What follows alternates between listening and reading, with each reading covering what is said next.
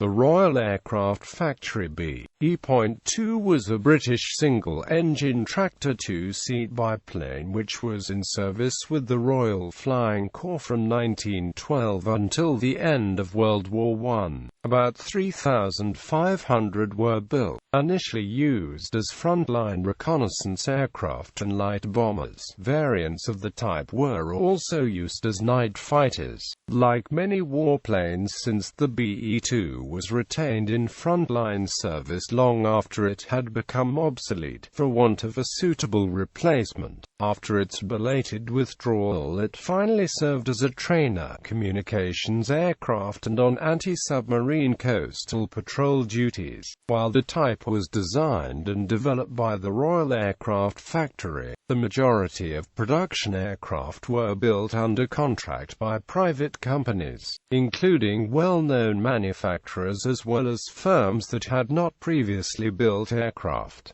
The B.E.2 has always been the subject of a good deal of controversy. While it proved fundamentally unsuited to air-to-air combat, it had a relatively low accident rate, and its notorious stability actually proved helpful in its artillery observation and aerial photography duties. Background: the B.E.2 was one of the first aircraft designed at what was then called the Royal Balloon Factory under the direction of Mervyn O'Gorman. Its designation followed the system devised by O'Gorman, which classified aircraft by the layout. BE stood for Blériot Experimental and was used for aircraft of tracked configuration. The official agenda of the Balloon Factory was research into aircraft design, but the construction of actual aircraft was not officially sanctioned. O'Gorman got around this contradiction by using the factory's secondary responsibility to repair and maintain aircraft belonging to the Royal Flying Corps. Existing aircraft needing major repairs were nominally reconstructed but actually transformed into new designs, generally retaining little except the engine design and pre-war development. The first two B.E. aircraft were flown within a month of each other and had the same basic design, the work of Geoffrey de Havilland, who was at the time both the chief designer and the test pilot at the Balloon Factory. The layout of these aircraft has come to be seen as a conventional design, but when it first appeared this was not the case. Rather, with the contemporary Avro 500, it was one of the designs which established the tractor biplane as the dominant aircraft layout for a considerable time. On its first public appearance, Flight wrote that everything one could see of the machine was of singular interest. Both aircraft were two-bay tractor biplanes with low dihedral parallel chord unstaggered wings with rounded ends, using wing warping for roll control. The fuselage was a rectangular section fabric-covered wire brace structure, within which the pilot occupied the aft cockpit behind the wings and the observer the forward cockpit.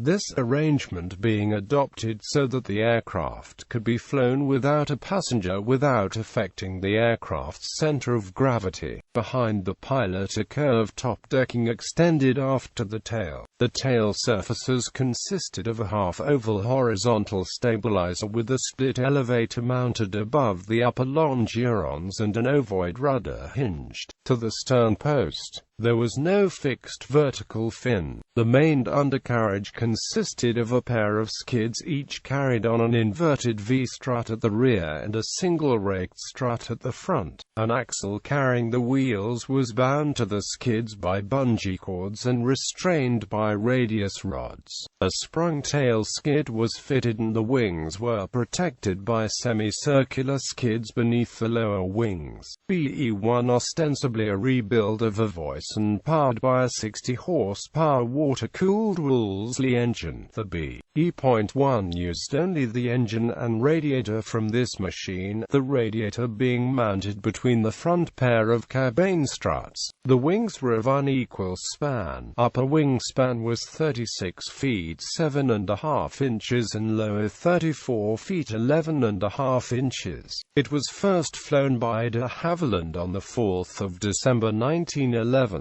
The aircraft was not flown again until the 27th of December, modified by the substitution of a caudal carburetor in place of the original Wolseley, which allowed no throttle control. Other minor modifications were made over the following weeks. The undercarriage wheels were moved back 12 inches, the wings were re-rigged to have 1-degree dihedral, and the propeller was cut down in an attempt to increase the engine speed. Later, the Wolseley was replaced by a 60-horsepower air-cooled Renault B.E. The B.E.2 was not so called because it was considered a separate type. At the time, the numbers allocated are more properly regarded as constructors' numbers rather than type designations. BE2 was almost identical to the BE.1, differing principally in being powered by a 60-horsepower air-cooled Renault V8 engine and in having equal span wings. Like BE.1, it was nominally a rebuild of an existing aircraft, but it is unclear as to whether this was a Bristol box kite or a Breguet. It first flew on the 1st of February 1912, again with de Havilland as the test pilot. The Renault proved a much more satisfactory power plant than the Wolseley fitted to BE.1, and performance was further improved when a 70-horsepower model was fitted in May that year. BE2 was flown extensively at the military aeroplane competition held on Salisbury Plain in August 1912. It was not allowed to formally compete in the trial since Gorman was one of the judges, but its performance was clearly superior to most of the aircraft competing. On the 12th of August 1912 it set a British altitude record of 10,560 feet, flown by de Havilland with Major F.H. Sykes as passenger. Other prototypes of the production BE2 series included the BE5 and the BE.6, essentially only differing from the BE2 in the power plant installed. Both these aircraft were eventually fitted with Renault engines, in which form they were really more or less standard BE2s. BE2A. The designation BE2A was given to production aircraft. The BE2A designation first appeared on a drawing dated the 20th of February 1912. This shows an aircraft with unequal span wings with slight dihedral. These differed from BE1 and BE.2 in having a revised fuel system, in which the streamlined gravity tank below the center section of the wing was moved to a position behind the engine. The main fuel tank remained under the observer seat. Early production aircraft had unequal span wings like those of BE.1 and no decking between the pilot and observer's seats.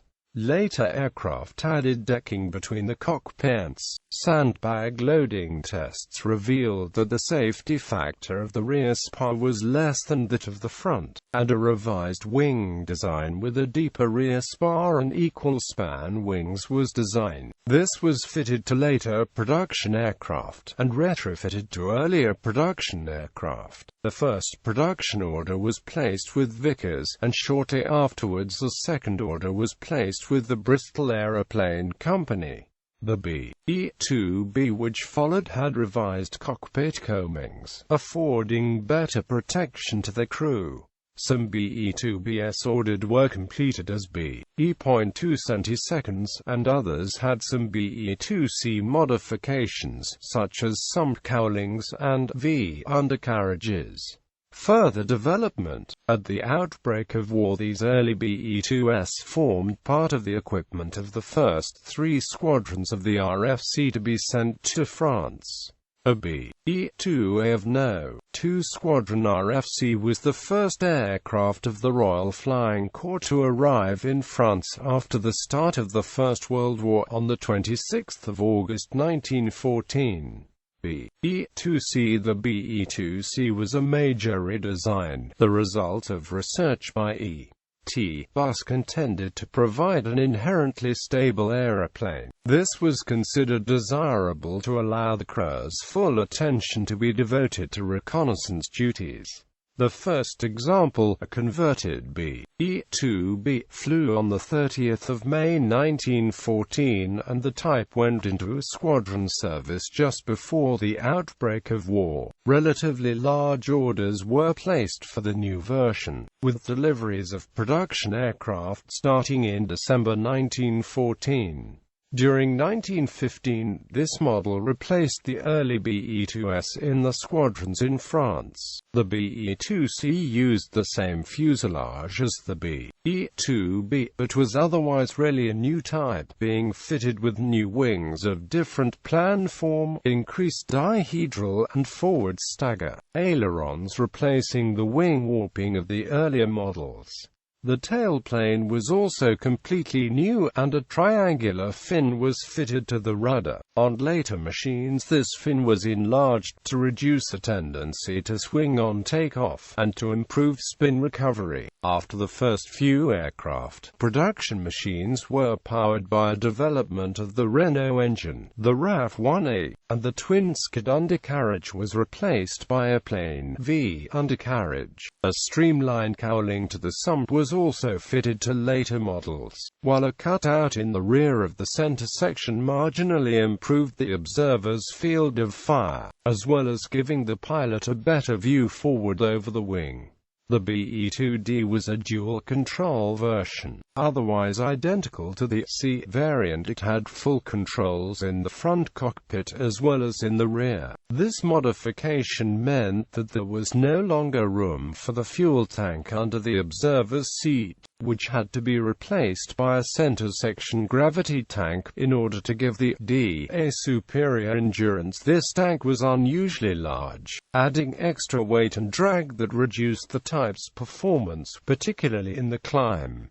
Most BE.2 seconds were used as trainers, and the few used on operations by the RFC seem to have been flown from the normal pilot's seat. On the other hand, photographs of BE.2 seconds supplied to Belgium make it clear that not only were these re-engined with Hispano engines, but at least some of them had the pilot and observer's seating positions reversed, giving the latter a much better field of fire for his gun. At least some Belgian BE-2 centiseconds were similarly modified, at least one even being fitted with a scarf ring over the rear cockpit. The C began to be superseded by the final version, the BE-2E, in 1916. This variant was again distinguished by completely new wings, braced by a single pair of interplane struts per side, and a set of shorter wingspan lower wing panels. The ailerons, on upper and lower wings, were joined by light struts. The tailplane was again a new unit, being smaller than that of the BE-2C and D, and the larger, quadrant-shaped vertical fin of the late BE-2C became standard. It was intended to fit a new, uprated version of the RAF-1, the RAF-1B, but in the event this engine did not achieve production status, and a BE-2E used the same engine as its predecessor, considerably reducing the expected improvement in performance. Many BE-2C and BE-2D aircraft still under construction when the new model entered production were completed with BE-2E wings. To rationalize the supply of spare parts, these aircraft were officially designated as the BE-2F and BE.2 grams. Some 3,500 BE-2S were built by over 20 different manufacturers. An exact breakdown between the different models has never been produced, although the BE-2E was almost certainly the most numerous. The BE.9 and the BE-12 were variants designed to give the BE-2 an effective forward-firing armament. The BE.12 went into production and squadron service, but was not a great success. Operational career. The early models of the BE-2 had already served in the RFC for 2 years prior to the outbreak of war, and were among the aircraft that arrived with the British Expeditionary Force in 1914. Like all service aircraft of this period, They had been designed at a time when the qualities required by a warplane were largely a matter for conjecture. In the absence of any actual experience of the use of aircraft in warfare, like most other pro-war types, they were relegated to second-line duties as quickly as the supply of more modern replacements permitted. The type that replaced the B.E.2 and B.E.2B in the reconnaissance squadrons of the RFC in 1915 was the B.E.2C, which had also been designed before the war. The most important difference in the new model was an improvement in stability, a genuinely useful characteristic, especially in aerial photographic work, using the primitive plate cameras of the time, with the relatively long exposures. A suitable engine was not available in sufficient quantities to replace the air-cooled Renault, the RAF-1A being essentially an uprated version of the French engine, so that the improvement in the B.E.2C's performance was less than startling. When bombs were to be carried, a maximum endurance was required. The observer had to be left behind, so it was still necessary to have him sit over the center of gravity, in front of the pilot. In this awkward position his view was poor, and the degree to which he could handle a camera was hampered by the struts and wires supporting the center section of the top wing. In practice, the pilot of a B.E.2C handled the camera, and the observer, when he was armed at all, had a rather poor field of fire to the rear, having, at best, to shoot back over his pilot's head. The vulnerability of the B.E.2C to fighter attack became plain in late 1915, with the advent of the Fokker-Eindecker. This led the British press to dub it Fokker fodder, while German pilots nicknamed it Kaltes Fleisch. British ace Albert Ball summed it up as a bloody awful aeroplane. Unable to cope with such a primitive fighter as the Fokker-I, it was virtually helpless against the newer German fighters of 1916-17.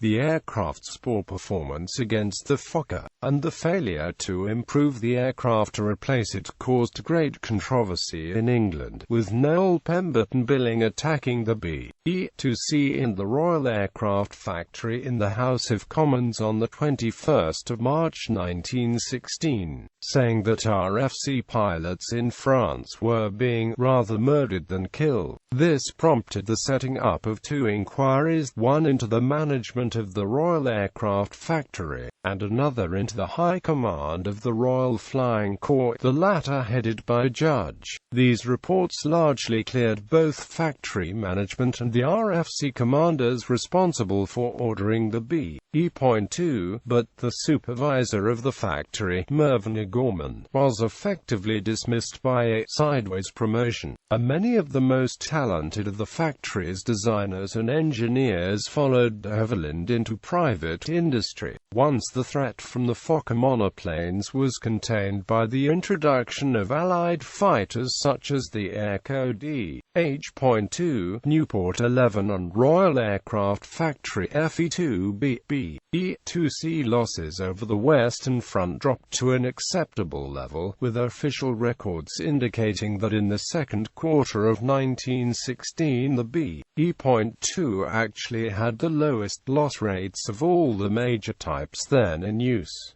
Encouraged by this, the RFC took delivery of large numbers of the B.2E, which promised improved performance, and combined the stability of the B.E.2C with rather lighter controls. By the spring of 1917, however, conditions on the Western Front had changed again, with the German fighter squadrons re-equipped with better fighters such as the Albatros D.3. It had been planned that by this time B.E.2s in frontline service would have been replaced by Royal Aircraft Factory B.E.2s and Armstrong-Whitworth Fk-8s, but delivery of these types was initially slower than hoped. This situation culminated in what became known as Bloody April, with the RFC losing 60 BE-2s during that month, an incident illustrating both the poor level of piloting skills with which new RFC pilots were sent to France in 1917 and the level of popularity of the BE-2E on the Western Front at the time, is recorded by Arthur Gouldley, then a young RFC novice, in his book No Parachute. On the 19th of May 1917, 6 pilots, newly arrived in France and still to be allocated to a squadron, were each given a new BE-2E to ferry between RFC depots at Saint-Omer and Candace.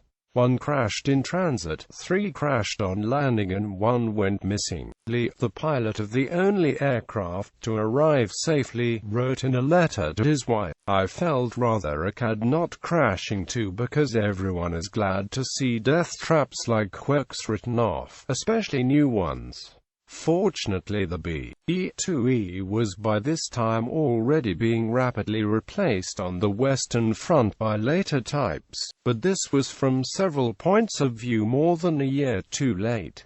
Night fighter. As early as 1915, the BE-2C entered service as a pioneer night fighter, being used in attempts to intercept and destroy the German airship raiders. The interceptor version of the BE-2C was flown as a single-seater with an auxiliary fuel tank on the center of gravity, in the position of the observer's seat. After an initial lack of success while using Rankine darts and small incendiary bombs to attack airships from above, a Lewis gun was mounted to fire a mixture of explosive and incendiary ammunition upwards, at an angle of 45 degrees, to attack the airship from below. The new tactic proved very effective. On the night of 2 to 3 September 1916, a BE-2C downed the SL-11, the first German airship to be shot down over Britain after over a year of night raids. This won the pilot, Captain William Leaf Robinson, a Victoria Cross and cash prizes totaling £3,500 put up by a number of individuals. This was not an isolated victory. 5 more German airships were destroyed by home defense BE-2C interceptors between October and December 1916. The airship campaign faltered. This rate of attrition could not be sustained, especially in combination with considerable non-combat losses. The performance of the B.E.2 was inadequate to intercept the Gotha bombers of 1917, but the techniques it pioneered were used by the later night fighters. Airship gondola. B.E.2 fuselages were used as gondolas for the hastily designed SS-class blimps, which were introduced into service by the Royal Naval Air Service for anti-submarine duties in March 1915. Later classes had purpose-built gondolas. Withdrawal from combat. From 1917 onwards, the BE-2 was generally withdrawn from both the frontline and night fighter use. The surviving examples continued in use for submarine spotting and as trainers for the rest of the war. In spite of the type's stability, it was capable of comprehensive aerobatics, and was by no means a bad trainer. On the 19th of February 1917, a BE-2C conducted the British Army's first aeromedical evacuation when it flew out, the sole casualty of the raid on Bir el-Hassana in the Sinai Peninsula. The man had a shattered ankle, and the 45-minute flight in the observer's seat spared him an agonizing multi-day journey by camel. Post-war use. A B-2E was used to make the first flight across Australia, flying from Melbourne to Port Darwin, piloted by Captain H.N. Wrigley of the Australian Air Force, accompanied by Sergeant A.W. Murphy. The 2,500 miles journey, made between the 16th of November and the 12th of December 1919, took 46 hours flying time. Another B-2E was one of the first two aircraft owned by the new Australian airline Qantas upon its founding in Queensland in 1921. Survivors and reproductions. Surviving restored aircraft and reproductions are on display at several museums, including the Imperial War Museum, Duxford, the RAF Museum, Hendon, the Canada Aviation Museum, Ottawa, the Musée de l'Aérospace, Paris, the Militaire Luchtvaart Museum, Soesterberg, Netherlands, United States Army Aviation Museum, and the Norwegian Armed Forces Aircraft Collection at Oslo Airport, Gardermoen, Norway. BE-2F serial A1325 has been restored to airworthiness by the Vintage Aviator Limited in New Zealand, with a BE-2F reproduction and two BE-2E replicas have also been built by the same firm. Both are currently in the UK on loan to the WW1 Aviation Heritage Trust. The BE-2F restoration uses an original RAF-1 Aviate engine, and made its debut at the Classic Fighters Omaka Air Show in April 2009. A flying BE-2C replica was built by pilot and engineer Charles Boddington at Sywell, UK, in 1969 for use in the film Beagle Sweeps the Skies. The production was cancelled and Boddington was killed the following year in an air crash during filming of the movie Von Richthofen and Amp Brown. The BE-2C itself was badly damaged in a crash in the United States in 1977, but Boddington's son Matthew returned it to flying condition in 2011. The UK's latest non-flying reproduction was built at Boscombe Down, Wilts, completed around 2008, and is now displayed with the Boscombe Down Aviation Collection at Old Sarum. A BE-2 at scratch built from the original plans was completed in February 2014 and is on display at the RAF Museum, Point Cook, Victoria, Australia. The volunteers at Montrose Air Station Heritage Centre, Angus, Scotland have built a full-size replica BE-2A from original plans and it is now on display. Variants: BE-1 prototype, important pioneer tractor biplane. The first BE-2 was virtually identical, except for the engine originally installed. BE-5 prototype, officially a rebuild of a Howard Wright biplane, powered by 60 horsepower ENV engine, otherwise similar to original BE.2. First flight the 27th of June 1912. Rebuilt with Renault engine and effectively became a BE.2. BE-6 prototype, officially a rebuild of the Royal Aircraft Factory S.E.1. First flown the 5th of September 1912, powered by a 60 horsepower ENV engine like the BE.5, but refitted with Renault before delivery to RFC later that month as a BE-2. BE-2 initial production version of BE-2. Built in small numbers from late 1912, still a standard type at the outbreak of war in late 1914. BE-2B, basically the same as the A, with higher sides to the cockpit. Late examples used ailerons instead of wing warping and featured other C characteristics such as V undercarriages and engine sump cowlings. BE-2C extensively redesigned, rarely a new aeroplane. BE-2D, essentially a C variant with dual controls and a larger gravity fuel tank. BE-2E, the final version with new single-bay wings. Expected to be a great improvement on the C, it was a major disappointment. Nicknamed the Quirk, BE B.E.2F, B.E.2C with B.E.2E wings, B.E.2 grams, B.E.2D with B.E.2E wings, B.E.9, B.E.2C with a wooden box in front of the propeller for an observer gunner's seat. It remained a prototype only. B.E.12, single-seat B.E.2C with a synchronized gun and more powerful engine. The B.E.12A had B.E.2E wings. Operators: Australia, Australian Flying Corps No. 1 Squadron AFC in Egypt and Palestine, No. 4 Squadron AFC, training, No. 7 Squadron AFC, in the United Kingdom. Mesopotamian Half-Flight Central Flying School AFC at Point Cook, Victoria.